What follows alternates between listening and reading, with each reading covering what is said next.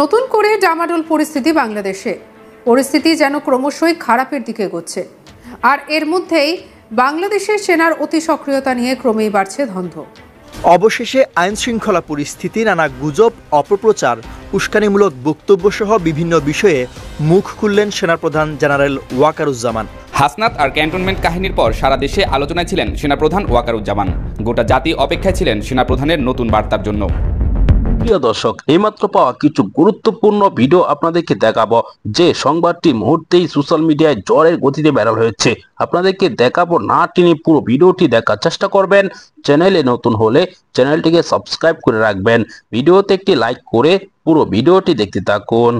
অবশেষে আইন শৃঙ্খলা পরিস্থিতি, নানা গুজব, অপপ্রচার, উস্কানিমূলক বক্তব্য সহ বিভিন্ন বিষয়ে মুখ খুললেন সেনাপ্রধান জেনারেল ওয়াকারুজ্জামান। সোমবার ঢাকা সেনানিবাসের সেনা প্রাঙ্গণে সেনা কর্মকর্তাদের সঙ্গে এক বৈঠকে তিনি এসব বিষয়ে কথা বলেন। বৈঠকে কর্মকর্তা ও সৈনিকদের প্রতি কৃতজ্ঞতা জানিয়ে সেনাপ্রধান বলেন, তাদের আত্মত্যাগ দেশ সবসময় স্মরণ করবে। তিনি সবাইকে ধৈর্যের সঙ্গে দায়িত্ব পালনের পাশাপাশি যে কোনো উস্কানিমূলক বক্তব্যে প্রতিক্রিয়া না দেখানোর বিষয়ে সতর্ক করেন। বলেন, এমন কিছু করা যাবে না যাতে উস্কানিদাতাদের লক্ষ্য অর্জিত হয়।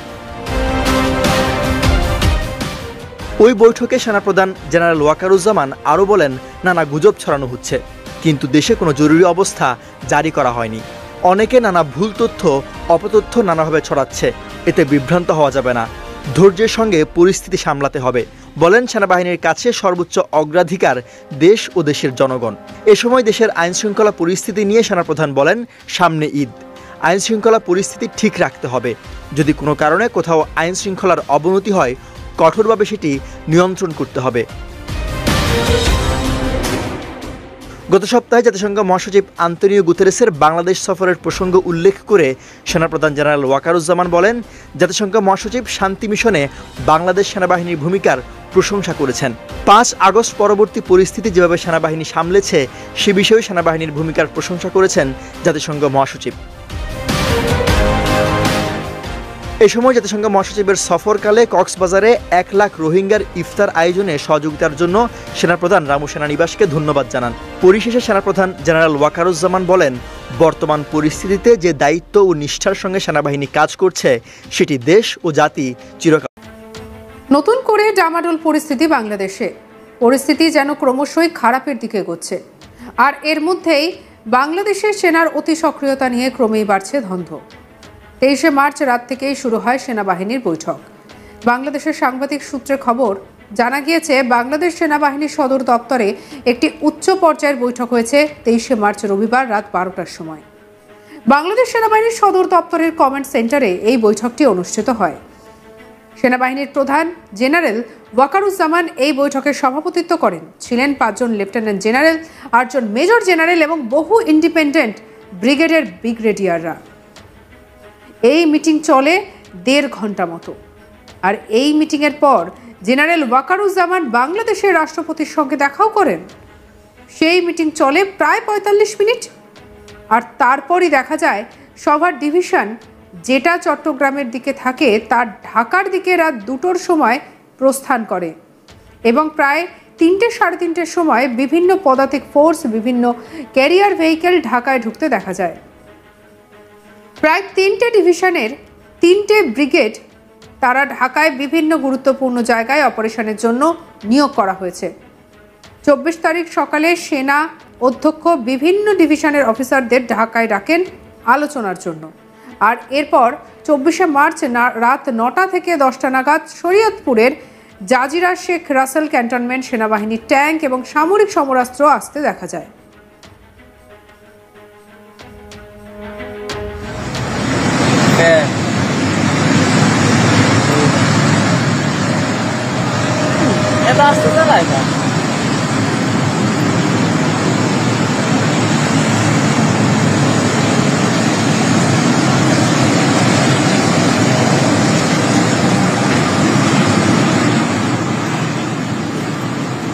সেনা ট্রাক ভর্তি করে বাংলাদেশের সেনাদের আসতেও দেখা যায়। আর এতেই নতুন করে শঙ্কা বাড়ছে। ঠিক কি চলছে বাংলাদেশের অন্দরে? এই নিয়ে আজ তাক বাংলার অনুষ্ঠানে এসে বিস্তারিত আলোচনা করেন কর্নেল দীপ্তাংশু চৌধুরী। কি বলেছেন তিনি শুনে নেব।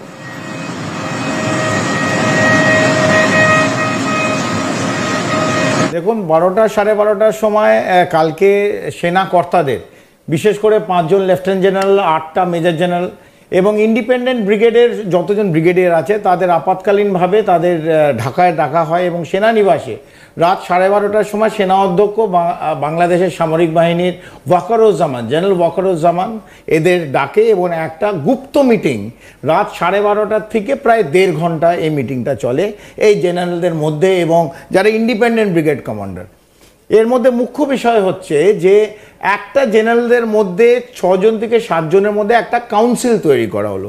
এই কাউন্সিলটা কেন আমরা জানি না, তবে আমাদের সূত্র অনুযায়ী খবর এই সামরিক বাহিনীদের মধ্যে একটা ছোট কাউন্সিলটা কখন তৈরি হয়, যখন ধরুন বাই চান্স, আমরা বলছি না যে কালকে অথবা আজকে একটা এমার্জেন্সি ডিক্লেয়ার হবে অথবা প্রেসিডেন্ট এমার্জেন্সি ডিক্লেয়ার করবে অথবা আর্মি বাংলাদেশের সামরিক বাহিনী টেক ওভার করবে এবং এই অন্তর্বর্তী সময়ে যতক্ষণ না একটা স্থায়ী সরকার আসে অথবা স্থায়ী সরকার নিয়ে আসার জন্য যে ব্যবস্থা তৈরি করা উচিত ততক্ষণ এই একটা কাউন্সিল অফ জেনারেল যারা এই আর্মির শাসনে এই এমার্জেন্সিতে তাদের একটা মানে একটা ছোট একটা কাউন্সিল হয়।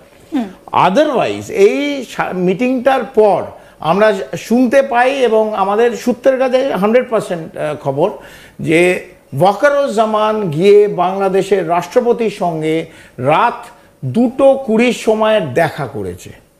রাষ্ট্রপতির সময় রাত্রির বেলা এই সময় এই মিটিংয়ের পর এই একটা গুপ্ত মিটিং, সেন্সিটিভ মিটিংয়ের পর কেন 2:20 সময় রাষ্ট্রপতির সাথে জেনারেল ওয়াকারুজ্জামান যে বাংলাদেশের সেনা অধ্যক্ষ সে দেখা করবে এত রাত্রিরে এবং যখন সেনা অধ্যক্ষের সঙ্গে কথা বলছে রাষ্ট্রপতি ভবনে ওদের, তখন আপনি যেটা বললেন রাত 2:30টার সময় সাভার ইউনিট যেটা চিটাগংয়ে থাকে চট্টগ্রামে 9th ডিভিশন, সেটা বেশি মানে ওর মধ্যে বেশিরভাগটা আইসিবি থাকে, infantry combat vehicles and armoured vehicles. এই গাড়িগুলো কিন্তু বাংলাদেশের ঢাকার রাস্তায় ভোর রাত্রিরে ঢোকা শুরু করলো। আমাদের কাছে সেই ছবি রয়েছে, এই মুহূর্তে সেই ছবি আপনাদেরকে দেখাচ্ছি, যেখানে কিন্তু বাংলাদেশের যে রাস্তা সেই রাস্তায় বাংলাদেশের যে আর্মি সেই আর্মি নেমে পড়েছে। এই মুহূর্তে সেই ছবি আপনাদেরকে দেখাচ্ছি এবং শুধু আর্মি নয়, যে ট্যাঙ্ক, সেনাবাহিনীর যে ট্যাঙ্ক সেই ট্যাঙ্ক পর্যন্ত বাংলাদেশের রাস্তায় নেমে পড়েছে। ইনফেন্ট্রি ক্যারিং ভেহিকলস তো নেমেই ছিল। আর যে ছবিটা এই যে এটা আইসিভি যেটা আপনারা স্ক্রিনে দেখলেন, এতে ইনফেন্ট্রি মুভমেন্ট করে, it is a totally protected vehicle. তার সঙ্গে সঙ্গে যে ছবিটা দেখালেন আর একটা ডিভিশনের একটি ব্রিগেড এই ভোর রাত্রিরে কিন্তু বাংলাদেশে ঢাকা। প্রিয় দর্শক, সম্পূর্ণ ভিডিওটি দেখলেন। এই ভিডিও সম্পর্কে আপনার কি মতামত জানাবেন। পরবর্তী ভিডিওগুলো সবার আগে পেতে চ্যানেলটিকে সাবস্ক্রাইব করে পাশে থাকা বেল বাটনটি অন করে দিবেন। ভিডিওতে একটি লাইক করে শেয়ার করে আপনার বন্ধুদের দেখার সুযোগ করে দিবেন। দর্শক, এই মুহূর্তে বিদায় নিচ্ছি। দেখা হবে পরবর্তী কোনো গুরুত্বপূর্ণ ভিডিওতে। সে পর্যন্ত ভালো থাকুন, সুস্থ থাকুন। আসসালামু আলাইকুম রাহমাতুল্লাহ।